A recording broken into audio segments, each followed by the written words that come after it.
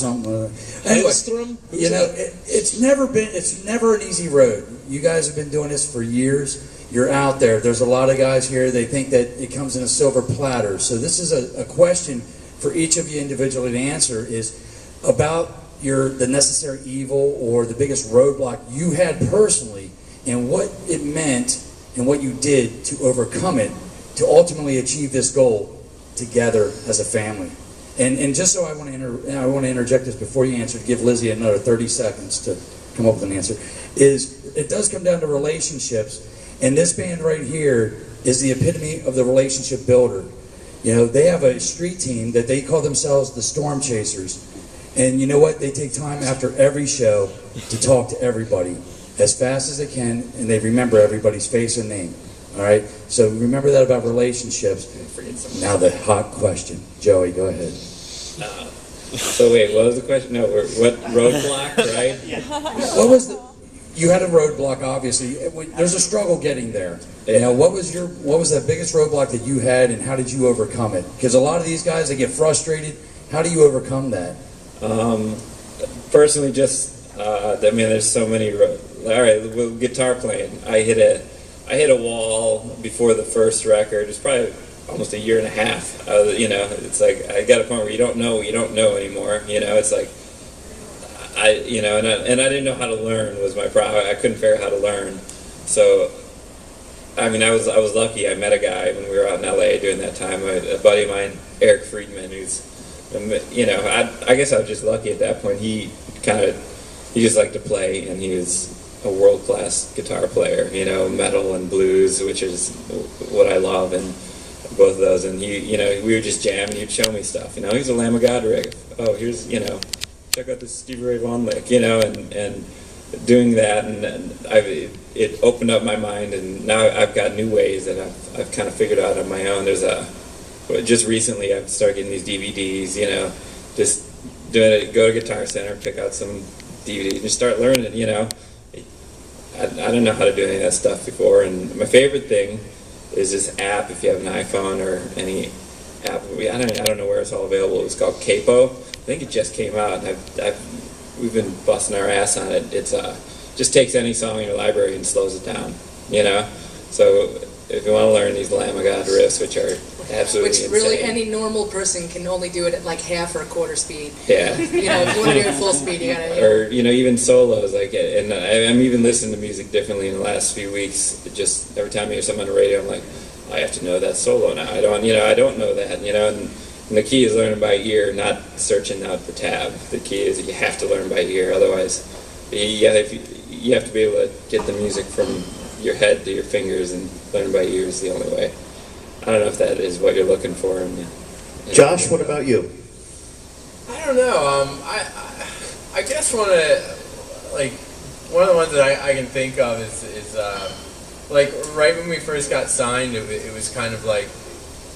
Prior to that, you know, I was working during the day, and then driving out to York, working in the day in like Philadelphia area, driving out to York pretty much every night of the week to rehearse or play a show somewhere or whatever, and did that for a while. But it was a second job. It wasn't my income. And it's like I had a car and I had an apartment and whatever. And, we got signed, it became my full-time job, and it was like, okay, gotta get rid of stuff, gotta shed your past life, and like, this is it now, this is like, we're doing it, and it was awesome. But I don't know, I think it was like, there was a security blanket ripped off of you, like, no, you're not getting a check every week, and you know. When you do get a little bit of money, don't spend it, because there's not going to be any more coming for a long time. I know you want that iPad. So I don't know. I think that was a big roadblock for me, and one that was etched in,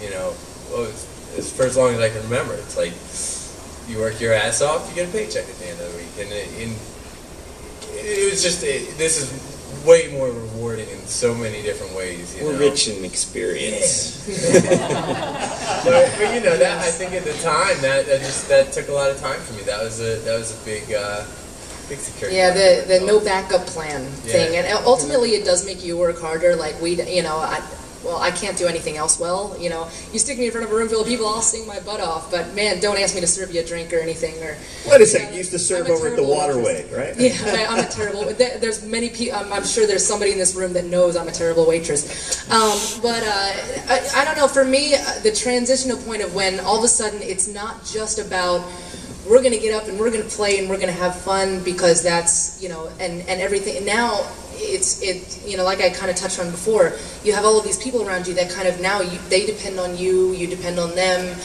You have a team around you. You have to make sure that you are writing songs without losing your, you know, whatever it is that makes you excited about it in the first place. You have to kind of balance that. You go out on the road, you know, as a singer, you know, you have to, before you go out on the road, you have to get vocal lessons. I will recommend Steve Whiteman from Kicks to anybody because he took me under his wing when I was 17 years old.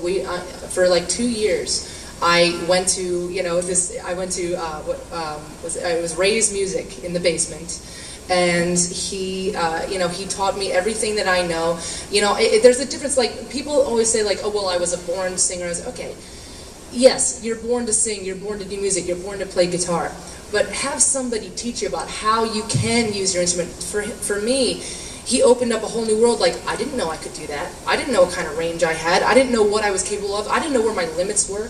And so I am able, and I will tell you, there have been very few times, and this is not me being cocky about it, but there have been very few times that I have had to cancel a show, or I've gotten sick, or maybe it's not my best night, but I've learned how to troubleshoot around it, and I owe absolutely everything that I can do on the road with our stupid schedule to that man, because, and to touch on that as well, the songwriting aspect, you know, go out, write anything with anybody. Don't just think about stuff with your band either. Write with somebody else for their project, right? You know, just nobody ever tells you. They say, yeah, go get guitar lessons, go get vocal lessons, go play out live, but nobody ever says take songwriting lessons. Go riff off of somebody. You know, it helped me so much as a songwriter to then all of a sudden I'm not thinking about it in my own little box anymore. I'm thinking about it on a global level, and you know, I'm writing things now. Even now, it's like it keeps getting better. I'm writing things now that I didn't think I had in me, you know. And it's all just about it. Like he said, you know, keep learning. You never stop. You know, it's as soon as you say, "Hey, I'm the best guitar player in the world," or you know, "I'm the best singer," then it's over. You know, we've seen musicians like that think that they're on the top of the world, and then they crash shortly after that. But RJ, you all